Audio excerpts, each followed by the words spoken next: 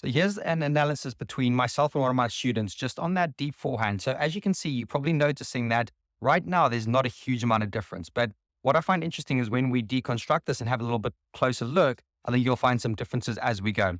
So I'm just going to toggle it. So I always like to get it about the same time. So there we go. We're both making contact round about there. Maybe my frame just needs to go one more. But for argument's sake, this is about the right time. So we're going to go back bit by bit. And you can start to see some good similarities. So there's actually a lot of good stuff here. But if I really zoom in and go quite granular, I think you'll find some interesting stuff here. Okay, so first thing, let's have a look at the footwork. I'm a big fan of going what I call the left-right combination. So it'll be a 1-2 combination with my left foot and the right foot. So I'll go left foot, right foot. Again, left foot, right foot.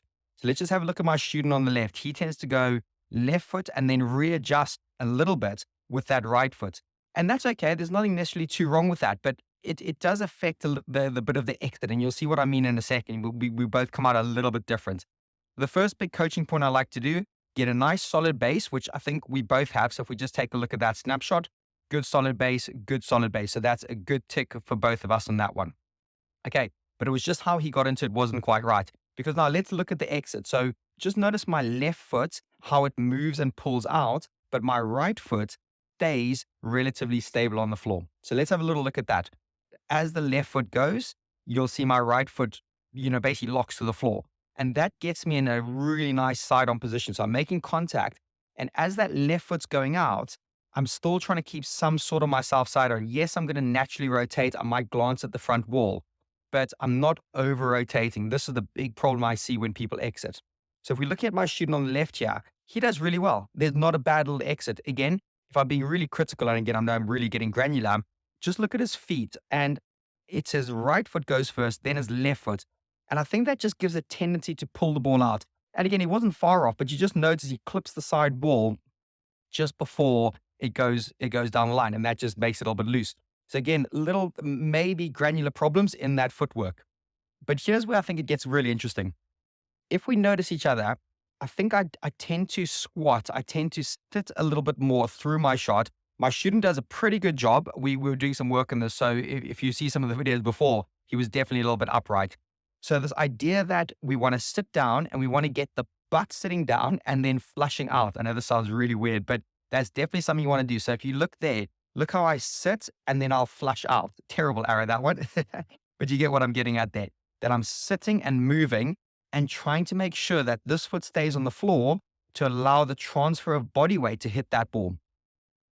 Okay, so let's have a look at the follow through. I think I find this one really interesting. So have a look at my student's follow through. So first thing to notice, his arm is above his racket. That his racket's coming through in that direction. It's coming underneath. Whereas if you look at mine on the left, my arm is there and my racket is coming above. And that follow through is a lot more directed to where I want that ball to go. I think if that follow through is wrapping under, if you look on the left, if it's wrapping under that left arm, that gets a little bit clumsy and a little bit difficult. He does well to straighten it up there at the end, but that's quite a constricting movement there. It doesn't look like it's going to flow that well. And what I'm also going to have a look at here, this is what we did a lot of work on, is more about the contact points. And what I tend to find with my student here, he tends to contact that ball possibly slightly behind where I would like him to contact it. So it's hard to kind of show from this angle, but if you get a sense what my student's in there, there's almost like a slight hook around the ball because it's a little bit late, it's a little bit behind him, and he's having to just compensate with that wrist movement. So again, something that I find really interesting is just making sure where that contact point is. And because of that, I think that has a contributing factor to his right leg coming out, whereas my left leg comes out. I think where we make contact, it's only subtle, but I'm subtly making contact a little bit further forward. So the whole transfer of the body weight is really connected back to that tee. Again, hopefully you can see this. If I was to film it from a different angle, it would make more kind of notes on that, where if I was filming from behind or actually filming through the side wall, that would make quite a note. But there's a lot of good stuff here. And then maybe just the last thing I'm going to talk about is as he's approaching in, let's just have a look at how we're setting up here. Excuse me. If I'm being really critical, if you look here, there's the elbow and then there's the cocked wrist. I don't quite see that from my student. I see the elbow doing okay, but then that wrist position possibly not as good as it could be. And it just feels like that racket hoods over just a little bit more than it should do. I'm kind of thinking that maybe want to keep the racket a little bit more. I'm quite a big fan of that 45-degree angle. So if I could kind of show you from here, if this a little bit works. So something around there. Whereas if we just go the horizontal there and we just look at his angle there, that's quite a big difference, isn't it? It's possibly just too hooded over. And there's probably a lot of work that then has to happen to come back around. Whereas mine, yes, there's going to still be some work, but it's probably more accessible. And I've been just looking at the swing line and just the shape of the mechanics. Yeah, look, it's all really good. Again, I talk quite a lot about the 1, 2, 3 part of the swing.